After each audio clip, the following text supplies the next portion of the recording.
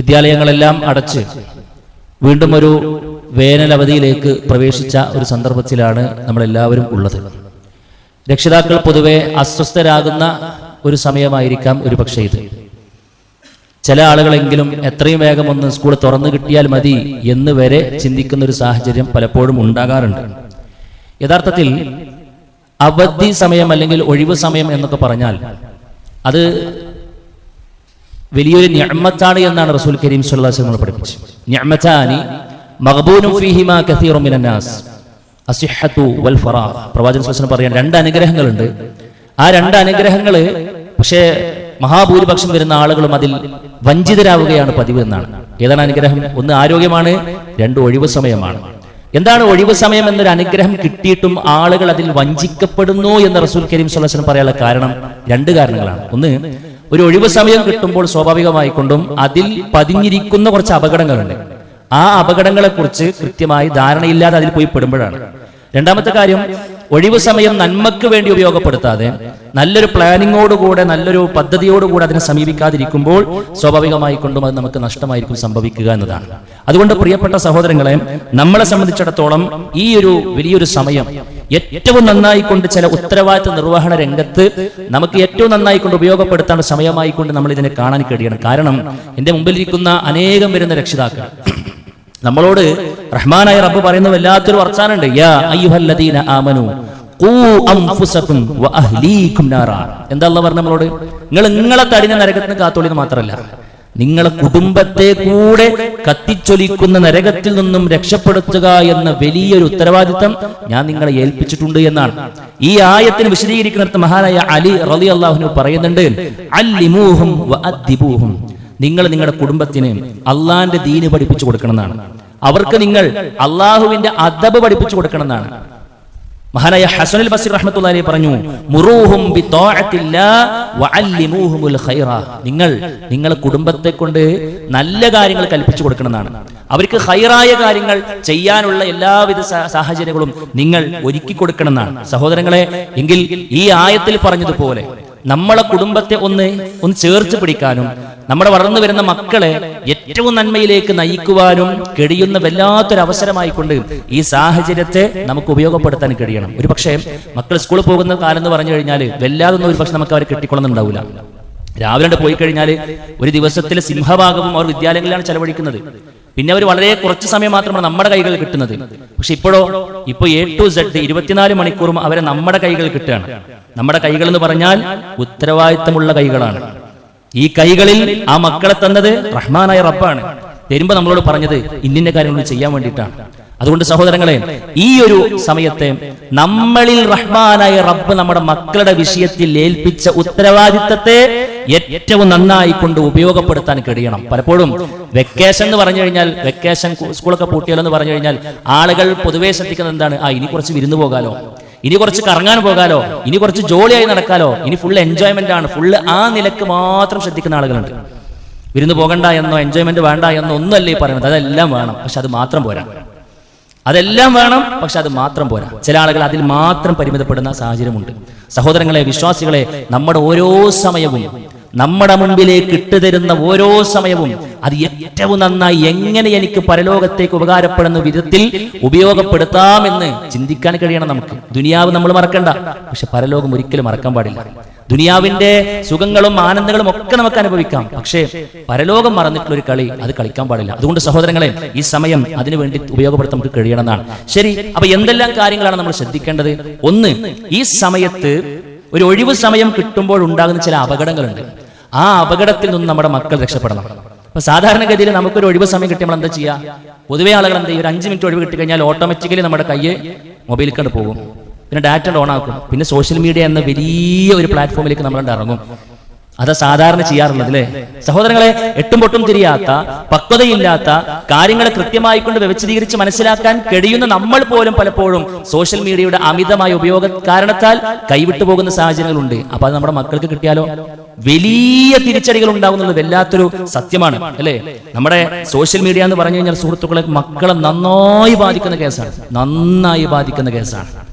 നമ്മുടെ മക്കളെ നമ്മളിൽ നിന്നും തട്ടിയെടുക്കാൻ അവിടെ അജണ്ടകൾ രൂപപ്പെട്ടിട്ടുണ്ട്.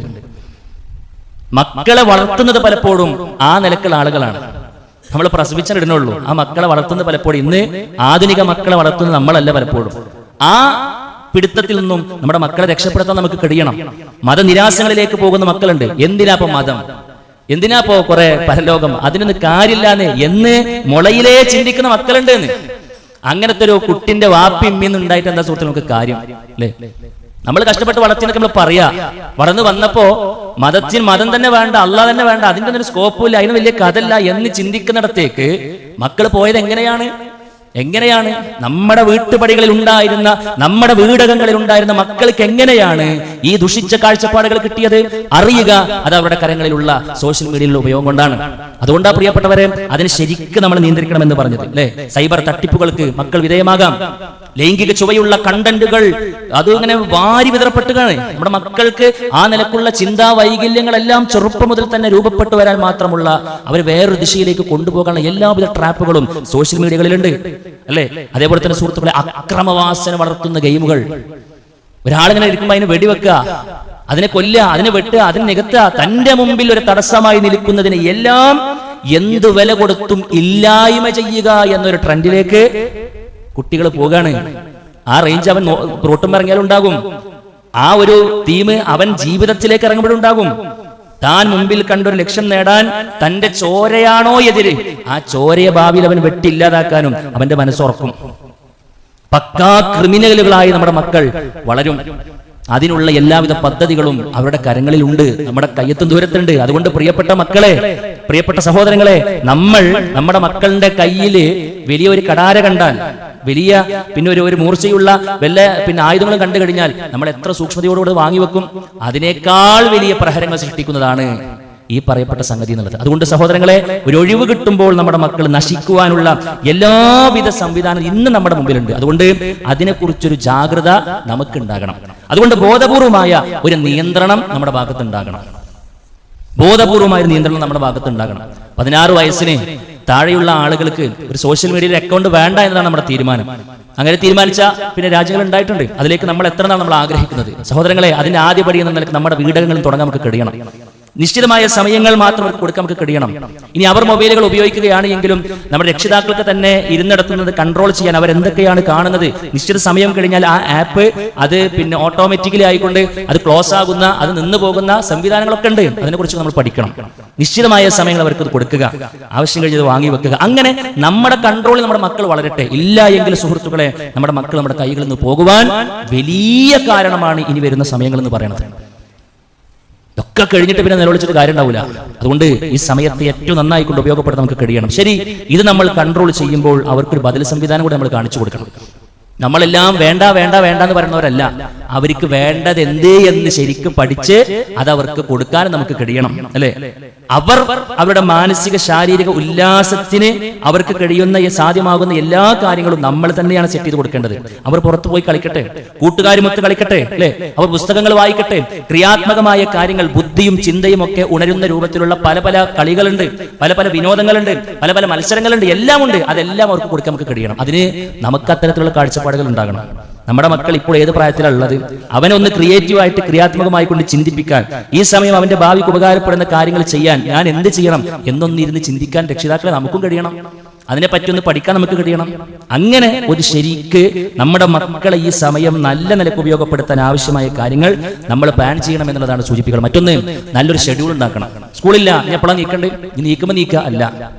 സ്കൂൾ ഉണ്ടായിരുന്നു, എപ്പോഴാണ് നീക്കേണ്ടത്? ഒരു സമയം ഉണ്ടായിരുന്നു. ഇപ്പോഴോ അതിന് സ്കൂളില്ലല്ലോ, ഇനി ഉറങ്ങിക്കോട്ടെ എന്നാണ് നമ്മളുടെ പച്ചക്കൊടി. അല്ല, അങ്ങനെ ആകരുത് എന്നാണ്.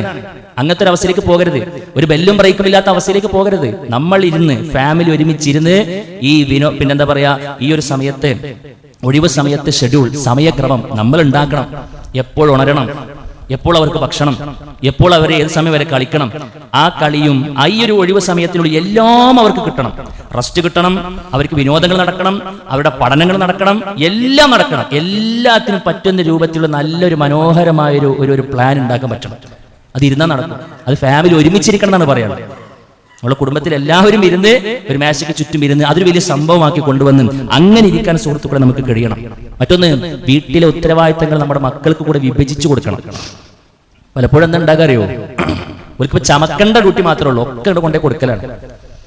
എല്ലാം ചെയ്ത് കൊടുക്കുക അല്ല, അവർക്ക് കുറച്ച് ഡ്യൂട്ടികൾ കൊടുക്കുക. അവരെ കൊണ്ട് കഴിയണത് അത് ഓരോ പ്രായത്തിലുള്ള മക്കൾക്ക് എന്ത് ചെയ്യാൻ പറ്റുന്നുണ്ടല്ലോ അത് നമ്മൾ ചെയ്ത് പഠിപ്പിക്കണം. മക്കൾക്ക് എപ്പോഴും ഉത്തരവാദിത്വം നമ്മൾ കൊടുക്കാൻ നമുക്ക് കഴിയണം. ഉത്തരവാദിത്വ ബോധമുള്ള മക്കളാക്കി കൊണ്ടുവരാൻ കഴിയണം. എന്തു പറഞ്ഞാലും വേഗം സ്നേഹപ്പുറത്ത് ചെയ്തു കൊടുക്കുന്നത് അത് സ്നേഹപ്രകടനമല്ല, അത് ആ കുട്ടിനെ നശിപ്പിക്കലാണ്. അല്ലേ, ഇന്നിട്ട് വേണം നാളെ കൊടുക്കാണ്, എനിക്കത് വേണം വേഗം കൊണ്ടേ കൊടുക്കാണ്. അല്ല, അങ്ങനെ കൊണ്ടുപോയി കൊടുത്താൽ അവനക്കതിന് വിലയറിയില്ല. അതുകൊണ്ട് കുറച്ചൊന്ന് വെയിറ്റ് ചെയ്യട്ടെ, ഒന്നുകൂടി മനസ്സിലേക്ക് ആഴ്ന്നിറങ്ങട്ടെ. അല്ലേ, അങ്ങനെ അവന്റെ ഒരു ആവശ്യമായിക്കൊണ്ട് മാറട്ടെ. അങ്ങനെ കൊണ്ടുപോയി കൊടുക്കാൻ കഴിയണം. ടാസ്കുകൾ കൊടുക്കാം, നിനക്കത് വേണം ഞാൻ തരാം, പക്ഷെ ഇന്ന കാര്യങ്ങൾ ഇത് ചെയ്യണം. അപ്പൊ അതിനുവേണ്ടി അവൻ ചെയ്യുമ്പോൾ അവന്റെ ഒരു അധ്വാനത്തിന്റെ ഫലമായിക്കൊണ്ട് കാര്യങ്ങൾ വരുമ്പോൾ അവനക്ക് അതിനൊരു വിലയുണ്ടാകും. അങ്ങനെ സുഹൃത്തുക്കളെ, ചെറുപ്രായം മുതൽ തന്നെ ഉത്തരവാദിത്തങ്ങൾ കൊടുക്കാൻ നമുക്ക് കഴിയണം. ബോധപൂർവ്വം നമ്മൾ ചിന്തിക്കണം. നമ്മുടെ വീട്ടിലെ ചെറിയ ചെറിയ ഉത്തരവാദിത്തങ്ങൾ, ഇപ്പൊ ചെറിയ മക്കളൊക്കെ ചെറിയ ചെറിയ ഉത്തരവാദിത്തങ്ങൾ കൊടുത്താൽ മതിയാവും. ഒന്നുമില്ല, ഇപ്പൊ അവിടെ എന്തെങ്കിലും വീടടക്കണ്ടെങ്കിൽ ആ ഷെൽഫ് ഒന്ന് അടുക്കി വെക്കാനൊക്കെ ചെറിയ കുട്ടിക്ക് ഡ്യൂട്ടി ഉണ്ടാകുക അല്ലേ, അല്ലെങ്കിൽ അനാവശ്യമായിക്കൊണ്ട് കറങ്ങുന്ന ഫാൻ ഉണ്ടെങ്കിൽ അത് ഓഫ് ആക്കണം, എന്റെ ഡ്യൂട്ടി അതാണ് കേട്ടോ, അത് കൊടുത്താൽ മതി. അവനത് ചെയ്യും, അവളത് ചെയ്യും. അല്ലേ, അനാവശ്യമായിക്കൊണ്ട് എവിടെയെങ്കിലും ബൾബ് കത്തുന്നുണ്ടെങ്കിൽ അതുകൊണ്ട് അത് പോയി ഓഫാക്കുക, ഇതാണ് ഡ്യൂട്ടി. അത് ചെയ്തു വരുമ്പോൾ അവനൊന്ന് പ്രോത്സാഹിപ്പിക്കുക. ഡ്യൂട്ടി അസൈൻ ചെയ്ത് കൊടുത്തു, അതൊന്നും നടക്കൂല എന്ന് നമ്മൾ തന്നെ നെഗറ്റീവ് അടിക്കാൻ പാടില്ല. എല്ലാം കഴിഞ്ഞ് വരുമ്പോൾ എല്ലാം നടന്നോളൊന്നും ഉണ്ടാവില്ല. പക്ഷെ നടന്ന ഒരു 10 പ്ലാൻ ചെയ്തു, 4 നടന്നു, 6 ഒഴിവായി. ശരി, നടന്ന 4 അവരെ അഭിനന്ദിക്കാൻ നമുക്ക് കഴിയണം, പ്രോത്സാഹിപ്പിക്കാൻ കഴിയണം. എല്ലാം കഴിഞ്ഞ് വേനലവധിക്ക് കഴിയുമ്പോൾ ഒരു സമ്മാനക്രമം പ്രഖ്യാപിക്കണം. ഇങ്ങനെ സുഹൃത്തുക്കളെ, ഒന്ന് ക്രിയാത്മകമായി നമ്മുടെ വീട്ടിലെ സാഹചര്യങ്ങൾ മനസ്സിലാക്കി നമ്മുടെ അംഗത്വങ്ങളുടെ വലിപ്പവും മാനസികാവസ്ഥയൊക്കെ മനസ്സിലാക്കിയിട്ടുള്ള ഒരു നല്ലൊരു ഷെഡ്യൂളും കൂടെ ഉണ്ടാക്കാൻ നമുക്ക് കഴിയണം എന്നാണ്. മറ്റൊന്ന്, ഈ ഒരു സമയം സുഹൃത്തുക്കളെ ബന്ധം ഊട്ടിയുറപ്പിക്കാൻ നമുക്ക് കഴിയണമെന്നാണ്. മക്കൾക്ക് സമയം കൊടുക്കാൻ കഴിയണം. മക്കൾ പലതും ആഗ്രഹിക്കുന്നുണ്ട്. അവർക്കിപ്പോ നമ്മുടെ ജീവിതത്തിലെ ബിസി, നമ്മുടെ ജീവിതത്തിലെ പ്രാരാബ്ദം, നമ്മൾ കുടുംബത്തിന് രണ്ടറ്റം കൂട്ടിമുട്ടിക്കാൻ ഓടുന്ന ഓട്ടത്തിന്റെ കനവും ആഴവും പരപ്പുന്ന അവർക്ക് തിരിയില്ല. അവരുടെ ഒരു ചെറിയ ലോകമുണ്ട്, ആ ലോകത്തേക്ക് ഇറങ്ങാൻ നമുക്ക് കഴിയണം. മഹാനായ റസൂൽ കരീം സല്ലല്ലാഹു അലൈഹി വസല്ലം അതുപോലെ നമുക്ക് കാണിച്ചു തന്നിട്ടുണ്ട്. നമ്മളെക്കാൾ ബിസി ഉണ്ടായിരുന്ന, നമ്മളെക്കാൾ തിരക്കുള്ള ആളായിരുന്നല്ലോ നമ്മുടെ റസൂൽ. അല്ലേ, സ്വഹാബാക്കളുടെ ഫത്വ വയ്ക്കാൻ വേണ്ടി പോയപ്പോ അള്ളാഹ് റസൂൽ ഇരുന്നോടത്ത് കാണില്ല, എവിടെ നിലത്താണുള്ളത്. എന്താ പരിപാടി? കുട്ടികളൊപ്പം ആന കളിക്കുക. അല്ലേ, കുട്ടികളെ പുറത്തിരിക്കണ്ട ആന കളിക്കുക. ആ സമയത്തെ പ്രവാചകന്റെ ഷെഡ്യൂൾ ആനകളിയാണ്.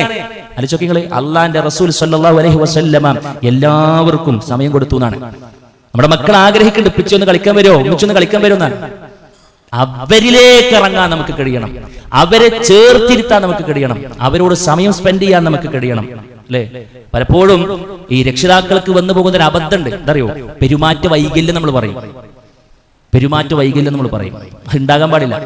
നമ്മൾ എപ്പോഴും ഒരു നെഗറ്റീവ് ആംഗിളിലാണ് പല ആളുകളും സംസാരിച്ചുകൊണ്ടിരിക്കുന്നത്.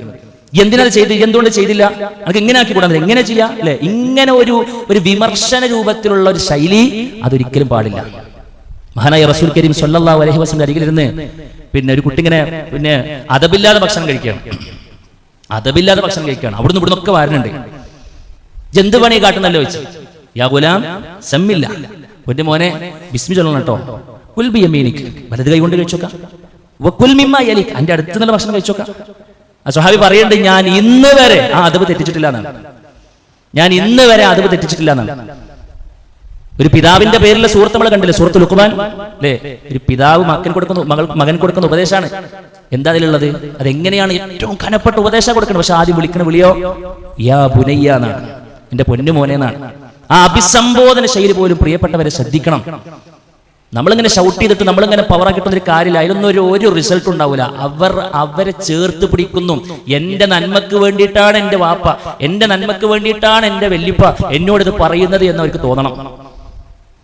നമ്മുടെ സംസാരം കേട്ട് അവർക്കത് ഉൾക്കൊള്ളാൻ കഴിയണം. മാന്യമായൊരു ശൈലി, അതാണ് നമ്മൾ കുട്ടികളോടെന്നല്ല എല്ലാവരോടും എടുക്കേണ്ടത്. പെരുമാറ്റ രംഗത്തെ ശൈലി സുഹൃത്തുക്കളെ നമ്മൾ ശ്രദ്ധിക്കുക തന്നെ വേണം. 5ാമത്തെ കാര്യം എന്താണെന്നറിയോ, നമ്മൾ മാതൃക കാണിക്കണമെന്നാണ്. കുട്ടികളുടെ മൊബൈലൊക്കെ നമ്മൾ എടുത്തിച്ചു, നമ്മൾ ഫുൾ ടൈം അതിലിങ്ങനെ തോണ്ടിക്കാണെന്നുണ്ടെങ്കിലോ പിന്നെ അത് ശരിയാവില്ല. നമ്മളാണ് മാതൃക, എല്ലാ നന്മകൾക്കും നമ്മളാണ് മാതൃക.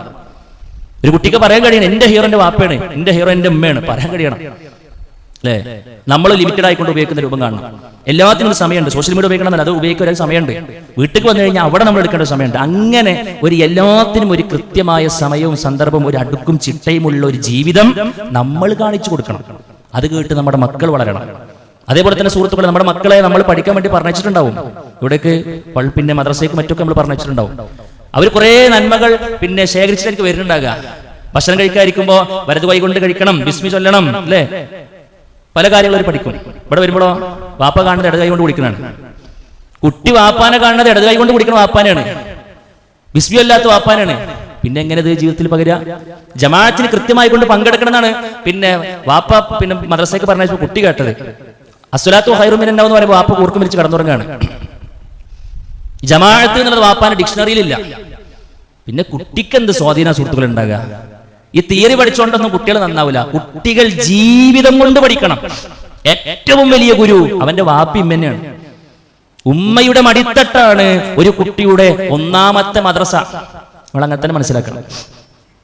പെൺകുട്ടികൾ വളർന്നു വരുന്ന പെൺകുട്ടികളെ കുറിച്ച് നമ്മൾ ഇങ്ങനെ പറയാം, ഒരു അങ്ങനെയാണ് ഇങ്ങനെയാണ് മറ്റാണ് മറിച്ചാണ്, എന്താ ഇപ്പൊ കഥ, ഒരു അതവില്ല, എല്ലാം പ്രകടിപ്പിച്ചിട്ട് നടക്കണം, ഒക്കെ ശരിയാ. അമ്മേ ആ കുട്ടീൻ്റെ അമ്മേ ആലോചിച്ച മതി അല്ലേ? മൊത്തം കുത്തിയ കുമ്പളം മുളക്കൂല, നമ്മൾ നല്ലോണം ആലോചിക്കണം. സാധാരണ പറയും ടാങ്കിലുള്ള ടാപ്പ് കൂടെ വരുള്ളൂ എന്നാണ്. ശരിയാണ്. അതുകൊണ്ട് പ്രിയപ്പെട്ടവരെ നമ്മൾ ശ്രദ്ധിക്കുക. നാട്ടുകാർ മൊത്തം എന്തായാലും വേണ്ടില്ല, നമ്മുടെ മക്കൾക്ക് നമ്മളാണ് മാതൃക. അത് കാണിച്ചു കൊടുക്കാൻ കഴിയണം. ജമാഅത്തിന് നമ്മുടെ മക്കളെ പിടിച്ച് കൊണ്ടുപോകാൻ കഴിയണം. സുബഹിയുടെ മാധുര്യം, അതിന്റെ ഒരു റാഹത്ത് ചെറുപ്പം നമ്മുടെ മക്കൾ ശീലിക്കണം. പുടുന്നനെ നമ്മൾ വിടുവാങ്ങുമ്പോഴും അവൻ നടന്നു പോകുന്ന സുബഹി ജമാഅത്തിന്റെ കൂലി 6 അടി മണ്ണിലേക്ക് നമ്മളെ കാച്ചു വരും. നമ്മിലൂടെ നമ്മുടെ മക്കൾ നേടിയെടുത്ത എല്ലാ നന്മകളും എല്ലാ ആദാബുകളും അവർ അവരുടെ ജീവിതത്തിൽ പാലിക്കുന്നിടത്തോളം കാലം സഹോദര, അത് നമ്മുടെ ഖബറിലേക്കുള്ള ഇൻവെസ്റ്റ്മെന്റ് ആണ്. അതൊക്കെ ഏറ്റവും നന്നായിക്കൊണ്ട് നമ്മുടെ മക്കളുടെ മനസ്സിലേക്ക് ഇട്ടുകൊടുക്കാൻ കഴിയുന്ന വലിയ സമയത്താണ് നമ്മളുള്ളത്. ആ ബോധത്തോടു കൂടെ ജീവിക്കാൻ നമുക്ക് കഴിയണം. നമ്മളിലൂടെ കുടുംബ ബന്ധത്തിന്റെ മഹത്വം നമ്മുടെ മക്കൾ തിരിച്ചറിയണം.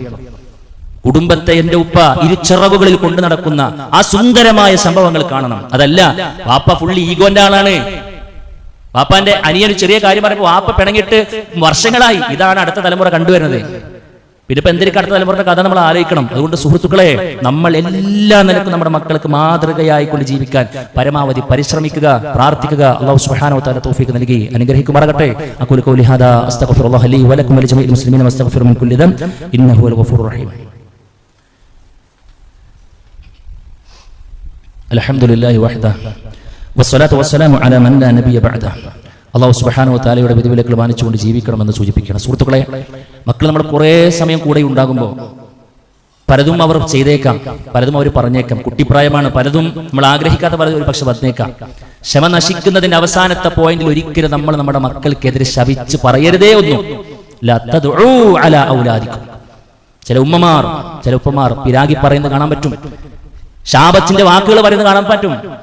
അതൊരു വൈകാരികതയിൽ പറഞ്ഞു പോയതായിരിക്കും. പക്ഷെ ഒരു ഉമ്മാന്റെ വാക്ക്, ഒരു ഉപ്പാന്റെ വാക്ക്, അത് ഗൗരവമുള്ളതാണ്. അത് ഗൗരവമുള്ളതാണ്. മക്കൾക്കെതിരെ ശപിക്കുന്ന ഒന്നും പറഞ്ഞു പോകരുതേ സുഹൃത്തുക്കളെ. അവർക്ക് അനുകൂലമായി കിട്ടാൻ വേണ്ടി എന്തെങ്കിലുമൊക്കെ ഒരു സ്വഭാവ ദൂഷ്യം ഉണ്ടെന്നെ കൂട്ടിക്കാളി പ്രാർത്ഥിക്കും, മാറ്റി കൊടുക്കാൻ വേണ്ടി കൊണ്ട് പ്രാർത്ഥിക്കും. അള്ളാഹുവിനോട് പറയും, നിങ്ങളുടെ പ്രാർത്ഥന മക്കൾക്ക് ഉപകാരപ്പെടുന്നതാണ്. അതല്ലാതെ അയച്ചൽക്കെതിരായിക്കൊണ്ട് സഹോദരങ്ങളെ ഒരിക്കലും ഒരു അറഫ് പോലും, ഒരു അക്ഷരം പോലും ഉണ്ടരുത്.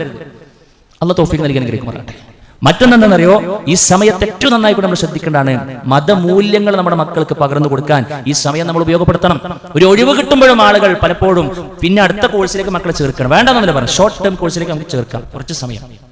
അള്ളാഹ് പറയാ, അള്ളാഹ് റസൂൽ നമ്മളെ പഠിപ്പിക്കുകയാണ്, അല്ലാഹുമ്മ ലാ തജ്അലിദ് ദുനിയ അക്ബറ ഹമ്മിനാ. പ്രാർത്ഥിച്ചോളിതാ പറഞ്ഞു. എന്താ? പടച്ചോനെ, എന്റെ ഏറ്റവും വലിയ ലക്ഷ്യം ദുനിയാവാക്കരുതേ എന്നാണ്. എന്റെ ഏറ്റവും വലിയ ലക്ഷ്യം ദുനിയാവാക്കരുതേ എന്ന് പ്രാർത്ഥിക്കാൻ വേണ്ടി പഠിപ്പിക്കപ്പെട്ടവരാ നമ്മൾ. ഒരു ചെറിയൊരു സമയം വീണ് കിട്ടുമ്പോൾ വീണ്ടും അടുത്തത്. ദീന് കേൾക്കേണ്ടതില്ല, ദീന് പഠിക്കാൻ ഒരു അവസരം നമ്മൾ കൊടുക്കണില്ല. സഹോദരങ്ങളെ, വിരൽ കടിക്കേണ്ടി വരും നമ്മൾ. എന്തൊരു ലക്ഷ്യത്തിന് വേണ്ടിയാണോ നമ്മൾ മക്കളെ ഈ നിലക്ക് ദുനിയാവ് മാത്രം കൊടുത്തു വളർത്തിയത്, അവർ നമുക്കെതിരാകും. പരലോകത്തെത്തുമ്പോൾ എന്തായാലും എതിരാകും. എന്റെ വാപ്പ, എന്റെ ഉമ്മ എനിക്കിത് പഠിപ്പിച്ചു തന്നില്ല റബ്ബേ. അവസരം ഉണ്ടായിരുന്നു ഞങ്ങളുടെ നാട്ടിൽ പലതും, അപ്പോഴും എന്നെ നിർബന്ധിച്ചും കണ്ട് ഓരോ ക്യാമ്പിലേക്ക് മറ്റൊക്കെ പറഞ്ഞയച്ചു. ദീന് ഞങ്ങൾക്ക് പറഞ്ഞില്ല. എന്നെങ്ങാനും പരലോകത്ത് അവർ നമുക്കെതിരെ ചൂണ്ടിയാൽ സഹോദര, വെളുക്കാൻ തേച്ചത് പാണ്ടാവുന്ന സാഹചര്യം ഉണ്ടാവും. ഒരു തിരിച്ചുവരവില്ല അപ്പോൾ. അതുകൊണ്ട് കേവലം ദുനിയാവും അങ്ങനെ കെട്ടിമറിയാതെ നമ്മുടെ മക്കൾക്ക് കൊടുക്കേണ്ട സാധനം കൊടുക്കാൻ നമുക്ക് കഴിയും. അതെന്താ അറിയുന്നത്? റഹ്മാനായ റബ്ബിനെ കുറിച്ചുള്ള ഒരു തിരിച്ചറിവാണ്, ബോധാണ്. അതേ നമ്മുടെ കുട്ടികൾക്ക് ഉപകാരപ്പെടുള്ളൂ. അള്ളാഹിനെ കുറിച്ചുള്ള ബോധം നട്ടു വളർത്തങ്ങൾക്ക് കഴിഞ്ഞോ, നിങ്ങളാണ് വിജയിച്ച മാതാവും പിതാവും. അതിന് സാഹചര്യങ്ങളുണ്ട് സുഹൃത്തുക്കളെ, ഒരുപാട് സാഹചര്യങ്ങൾ അൽഹംദുലില്ലാഹ് നമ്മുടെ ചുറ്റുമുണ്ട്. നമ്മുടെ മക്കൾക്ക് ചെറുപ്പം മുതൽ തന്നെ ആ ദീനിനനുസരിച്ച് ജീവിക്കാൻ ആവശ്യമായ എല്ലാ സംവിധാനങ്ങളും അൽഹംദുലില്ലാഹ് നമ്മുടെ ചാരത്തുണ്ട്. ഒരുപാട് നന്മകളുണ്ട് അല്ലേ? ഇപ്പൊ സ്ഥിരമായി കൊണ്ട് നടക്കുന്ന ഒരുപാട് ദീനി പഠന സംരംഭങ്ങളുണ്ട്. അതിലേക്ക് നമ്മൾ ഒരുമിച്ചെത്തണം. ഖുർആൻ ക്ലാസ്സുകൾ നമ്മുടെ പരിസരത്ത് നടക്കുന്നുണ്ട്, ഖുതുബകൾ വരുന്നുണ്ട് അല്ലേ? നമ്മൾ മാത്രം വരില്ല. രാധേച്ച് കേൾക്കുന്നവരുണ്ടോ? അടുത്ത ജുമഅക്ക് നമ്മുടെ മക്കളെ കൂടെ കൊണ്ടുവരാൻ നമുക്ക് കഴിയണം. നമ്മുടെ ഭാര്യ ഇത് കേൾക്കണം. നമ്മളെല്ലാവരും ഒരുമിച്ചിരുന്ന് കേൾക്കണം. എന്തിന്? ഒരുമിച്ച് സ്വർഗത്തിലേക്ക് പോകാൻ. അത് നമ്മുടെ വലിയ ലക്ഷ്യമായി കൊണ്ട് മാറണം. എല്ലാ ദീനീ സദസ്സുകളിലേക്കും പരമാവധി ഫാമിലി ഒത്തുവരിക, കുടുംബത്തോടുകൂടെ വരിക, എല്ലാവരും ഒരുമിച്ചിരുന്ന് ദീനി കേൾക്കുക. എന്തൊരു ബറക്കത്തുള്ള കുടുംബമായി കൊണ്ട് മാറും. അല്ലാഹു തൗഫീഖ് നൽകി അനുഗ്രഹിക്കുമാറാകട്ടെ. മറ്റൊന്നെന്താ സുഹൃത്തുക്കളെ, നമ്മുടെ മക്കളെ മാത്രം ലക്ഷ്യം വെച്ചുകൊണ്ട് നമ്മളെ മക്കളെ എങ്ങനെ റാഞ്ചി ഭരിക്കാൻ വേണ്ടി എല്ലാ പഠിച്ച പണി 18 നടത്തിക്കൊണ്ടിരിക്കുന്ന ചില ലോബികൾ നമ്മുടെ പിറകിലുണ്ട്. അടുത്തൊരു തലമുറയെ ഈ ദീനിൽ നിന്നും അകറ്റിക്കളഞ്ഞ് ഒരു മൂല്യങ്ങളും ഇല്ലാത്ത തീർത്തും വേസ്റ്റായ ഒരു തലമുറയാക്കാനുള്ള എല്ലാ കളികളും നടന്നുകൊണ്ടിരിക്കുന്നത്. ഇതിനെ കാണാനും ചികിത്സിക്കാനും നമുക്ക് കഴിഞ്ഞിട്ടില്ല എങ്കിൽ വലിയ വില നമ്മൾ കൊടുക്കേണ്ടി വരും. അതില്ലാതിരിക്കാനാണ് അൽഹംദുലില്ലാഹ് ഒരുപാട് സംരംഭങ്ങളും ഒരുപാട് അവധിക്കാല ക്യാമ്പുകളും ഒക്കെ നമ്മൾ നടത്തിക്കൊണ്ടിരിക്കുന്നത്. നമ്മുടെ ശാഖകളിൽ സിയാരി എന്ന് പറയുന്ന സംവിധാനം നമ്മുടെ മക്കൾക്ക് വേണ്ടിയിട്ടാ സുഹൃത്തുക്കളെ, അല്ലേ? മണ്ഡലം തലത്തിലേക്ക് പോകുമ്പോൾ നിങ്ങൾ ഇങ്ങനെ കാണും സമ്മറൈസ് മോറൽ സ്കൂൾ എന്നൊക്കെ പറഞ്ഞിട്ട്. എന്തിനാ അത്? ഈ പറയപ്പെട്ട കാര്യങ്ങൾക്ക് നമ്മുടെ മക്കൾക്ക് കൊടുക്കാൻ വേണ്ടിയിട്ടാണ്. ഈ ചതിക്കുടിയിലെ ഒന്നിൽ പോലും നമ്മുടെ മക്കൾ പോയി പെടാതിരിക്കാൻ വേണ്ടിയിട്ടാണ് അതൊക്കെ നടത്തുന്നത്. അതല്ല അതിന്റെ പിന്നിൽ ഒരു ഭൗതിക ലാഭമില്ല സുഹൃത്തുക്കളെ, ഒരു ഭൗതിക ലാഭമില്ല. പറഞ്ഞയച്ച നമുക്ക് നന്ന്. ഇതാ മണ്ഡലം തലങ്ങളിൽ വരുന്നു, ജില്ലാ തലങ്ങളിൽ ബ്ലിസ് പോലെ ചെറിയ മക്കൾക്ക് ബട്ടർഫ്ലൈസ് പോലെയുള്ള പ്രോഗ്രാമുകൾ വരുന്നു അല്ലേ? 2, 3, 4 ദിവസമൊക്കെ നീണ്ടു നിൽക്കുന്ന ക്യാമ്പുകൾ വരുന്നു.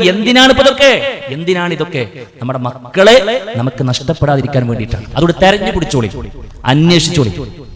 എവിടെയാണ് നമ്മുടെ മക്കളിൽ നന്മ നട്ടുവളർത്താൻ ആവശ്യമായ അത് കൊടുക്കുന്നവർ ആരാണെന്നൊന്ന് അന്വേഷിച്ച് ഇറങ്ങിക്കാളി. അപ്പൊ മുമ്പിൽ ചിലതൊക്കെ തെളിയും. അവിടെ നമ്മളെ മക്കളെ കൊണ്ടുപോയി ആക്കിക്കാളി. നല്ലതാണ്. റബ്ബ് തൗഫീഖ് നൽകട്ടെ. മറ്റെന്താണെന്ന് അറിയോ സുഹൃത്തുക്കളെ, നമുക്കൊക്കെ ഒരു തീരുമാനം ഉണ്ടാകണം. നമ്മുടെ മക്കളിൽ ഒരാളെയെങ്കിലും മതം ആഴത്തിൽ പഠിച്ച ഒരാളാക്കി മാറ്റണം എന്നൊരു ആഗ്രഹം ഒക്കെ ഉണ്ടാകണം. നമുക്കോ അതൊന്നും കഴിഞ്ഞില്ല. നമ്മുടെ മക്കളെങ്കിലും ആ നിലക്ക് ഉയരട്ടെ എന്ന് ചിന്തിക്കാൻ നമുക്ക് കഴിയണം. അത് ആണാകട്ടെ പെണ്ണാകട്ടെ സംരംഭങ്ങളുടെ സുഹൃത്തുക്കളെ. ഇപ്പൊ ജാമിഅ ഹിന്ദ് എന്ന് പറയുന്ന നമ്മുടെ മഹത്തായ സ്ഥാപനം, അതിന്റെ അഡ്മിഷൻ നടന്നുകൊണ്ടിരിക്കുന്ന സമയമാണ്, പേര് രജിസ്റ്റർ ചെയ്യേണ്ട സമയമാണ് അല്ലേ? നമ്മൾ വെറും ഭൗതികതക്ക് മാത്രം പ്രാമുഖ്യം കൊടുക്കുന്നതിനപ്പുറത്തേക്ക് ഒരു കുട്ടിയെങ്കിലും നമ്മുടെ കുടുംബത്തിന് ദീന് പഠിക്കട്ടെ, നമുക്ക് ഉപകാരപ്പെടും അല്ലേ?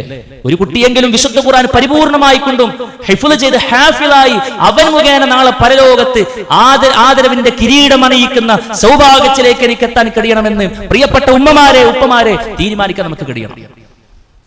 ഒരു കുട്ടിനെ ഹാഫിളാക്കാന്ന് പറഞ്ഞ എത്ര വലിയ തൗഫീഖാന്ന് ആലോചിച്ചോക്കി നിങ്ങൾ. അവൻ ഓതുന്ന ഓരോ വരികളും നമുക്ക് കൂടെ ഉള്ളതാണ്. ആ നിലയിലേക്ക് ഉയരാൻ നമുക്ക് കഴിയണം.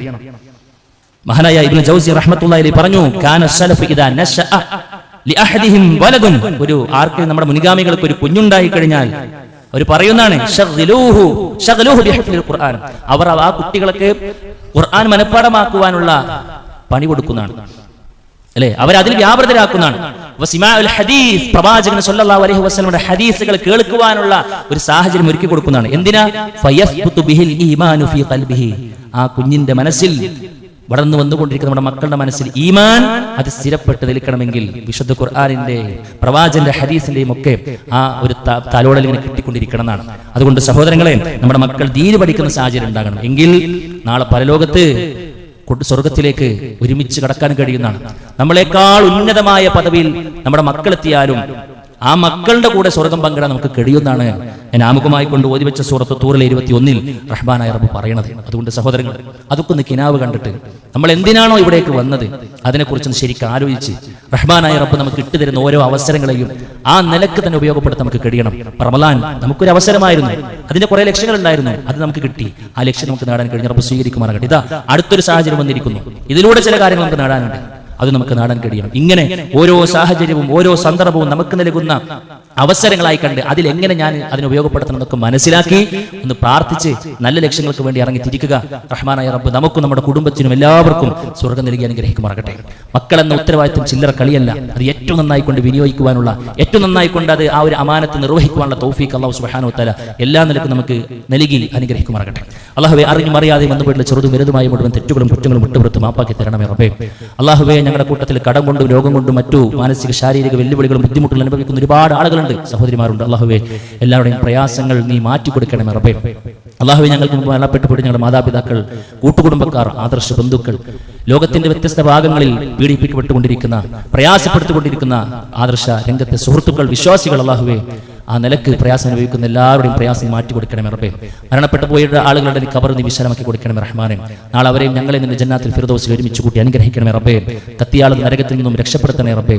സ്വർഗ്ഗ പൂങ്കാവനത്തിലേക്ക് ഇടം നൽകി അനുഗ്രഹിക്കണമേ നാഥാ. അല്ലാഹു മഗ്ഫിർ ലിൽ മുഅ്മിനീന വൽ മുഅ്മിനാത്ത് വൽ മുസ്ലിമീന വൽ മുസ്ലിമാത്ത് വൽ അഹ്യാഅ മിൻഹും വൽ അംവാത് ഇന്നക മുജീബുദ് ദഅവാത് യാ ഖാദിയൽ ഹാജാത്ത്. അല്ലാഹുമ്മ അജ്ർനാ മിനൻ നാർ, അല്ലാഹുമ്മ അജ്ർനാ മിനൻ നാർ, اللهم أجرنا من النار. ربنا تقبل منا إنك أنت السميع العليم وتب علينا إنك أنت التواب الرحيم. آمين آمين برحمتك يا أرحم الراحمين.